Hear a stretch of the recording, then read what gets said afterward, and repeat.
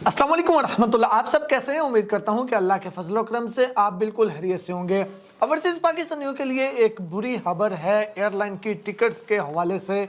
Mini budget, जैसा कि आपको मालूम है कि मिनी बजट जो है वो पेश किया गया है, जिसमें हर चीज़ के ऊपर तकरीबन जो है वो टैक्स में इजाफा किया गया है, जिसमें सबसे मेन चीज़ जो है सेल्स टैक्स, जो कि पहले 17% था, इसको 17% से 18% कर दिया जाएगा। सेल टैक्स हर एक चीज़ पे होता है, चाहे वो कोई एयरलाइन की टिकट है या कोई भी चीज़ है। तो ये जब सेल टैक्स बढ़ेगा तो जाहिर सी बात है उसके साथ ही हर एक चीज़ की कीमत जो है वो भी बढ़ेगी, जिसके साथ जो एयरलाइन की टिकट्स हैं उनका इस पे भी इफेक्ट होगा, जो कि सेल टैक्स है। और उसके बाद इसके अलावा भी जो एयर टिकट्स हैं, स्पेशली तौर पे ओवरसीज पाकिस्तानियों के पास तो एक ही ऑप्शन है, वो बस से या ट्रेन से तो नहीं आ सकते, उन्होंने तो एयरलाइन की ही टिकट लेनी है। तो उसके ऊपर भी फर्स्ट क्लास और बिजनेस क्लास की जो टिकट्स हैं उनके ऊपर अजाफी जो है वो 15% जो है वो टैक्स लगेगा।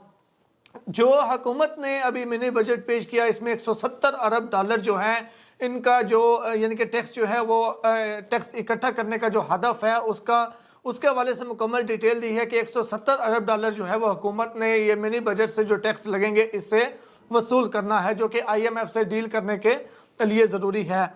अब इसमें यह है कि ओवरसीज पाकिस्तानियों के ऊपर डायरेक्टली जो है इसका अफेक्ट आएगा, क्योंकि अभी अगर आप देखें तो अभी इस टाइम अगर आपने टिकट लेनी है तो तकरीबन अभी 1,50,000 से ऊपर टिकट चली गई है। अगर रिटर्न टिकट आप लेते हैं उम्रा की, अगर आप रमज़ान की देखते हैं तो रमज़ान में तो खैर वैसे भी ज़्यादा होते हैं, लेकिन अभी सिर्फ अगर टिकट की बात की जाए तो 1,70,000 की PIA की डायरेक्ट फ्लाइट की टिकट हो चुकी है। अगर आप उम्रा फ्लाइट की टिकट लेते हैं तो 1,70,000, अगर आप आज से 2 महीने पीछे चले जाएं 2,10,000 भी दूर 1,90,000 में टोटल पैकेज हो रहा था, जिसमें एयरलाइन की टिकट, जिसमें वहाँ पे रहने के लिए अकोमोडेशन, जिसमें वीज़ा, सारी चीज़ें। तो अभी यानी कि जितने में वो उस टाइम मुकम्मल पैकेज पड़ रहा था, अभी उतने में या उससे थोड़ी सी कम अमाउंट में सिर्फ एयरलाइन की टिकट जो है वो हमें मिल रही है। तो जब इसके ऊपर और टैक्स लग जाएगा, जब सेल टैक्स की मद में भी टैक्स ज़्यादा होगा, दूसरे नंबर पे इसके ऊपर 15% और भी टैक्स लगेगा जो फर्स्ट क्लास और बिजनेस क्लास पे, तो ये तो बहुत ही ज़्यादा जो है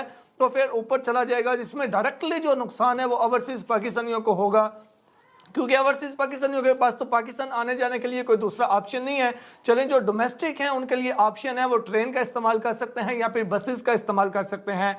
तो ये मेरे ख्याल में तो ओवरसीज पाकिस्तानी पहले ही बहुत सी चीज़ों से नाराज़ हैं, गलत इस्तेमाल कर रहे हैं हुंडी वगैरह का, जिससे पाकिस्तान में जो है वो रेमिटेंस बहुत ही कम हो गई हैं। अगर हम स्टेट बैंक ऑफ पाकिस्तान की वेबसाइट पर देखें, जो मंथली आती है इसकी अपडेट के मंथली हर महीने कितना रेमिटेंस आया, तो दिन ब दिन हर दिन उसका ग्राफ जो है वो डाउन होता जा रहा है। रेमिटेंस जो है वो बहुत ही कम आ रही है पाकिस्तान में।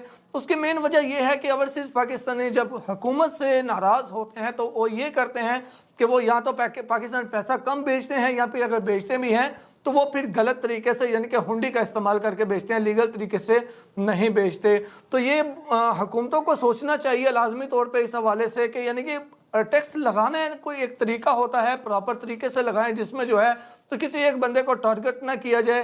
देखिए और बहुत से रास्ते होते हैं जो रेवेन्यू को बढ़ाने के लिए। ज़रूरी नहीं है कि आप सिर्फ टैक्स ही लगा के अपने रेवेन्यू को बढ़ाएं, और भी बहुत से तरीके होते हैं रेवेन्यू को बढ़ाने के लिए। तो अगर आपका कोई इरादा है आगे फ्यूचर में जल्दी ही कोई आपने ट्रैवल करना है 1 महीने के अंदर, यानी कि करीब आप ट्रैवल करना चाहते हैं और आपने टिकट बुक करनी है, तो मेरे ख्याल में तो बेहतर है कि अभी से बुक कर लें, क्योंकि अभी तो इसके ऊपर डिस्काउंट वगैरह के कूपन वगैरह भी इस्तेमाल करके आप 10% गो लूट लू का कूपन भी इस्तेमाल करके अजाफी जो है वो डिस्काउंट भी ले सकते हैं। तो ये अजाफी डिस्काउंट कैसे लेते हैं गो लूट लू का कूपन यूज़ करके, उस पर मैंने पहले भी वीडियो बनाई थी, इसी वीडियो के डिस्क्रिप्शन में लिंक दे दूंगा, उसको फॉलो करके कोई भी PIA की टिकट अजाफी 10% के साथ आप बुक कर सकते हैं। उम्मीद करता हूँ ये इन्फॉर्मेशन आपको अच्छी लगी होगी। अगर आपसे खुद से ये गो लूट लू का कूपन नहीं इस्तेमाल हो रहा, समझ नहीं आ रही, तो आप मुझसे भी व्हाट्सएप पे रब्ता कर सकते हैं। मिलते हैं एक नई वीडियो के साथ, दुआ में याद रखिएगा। अल्लाह हाफिज़।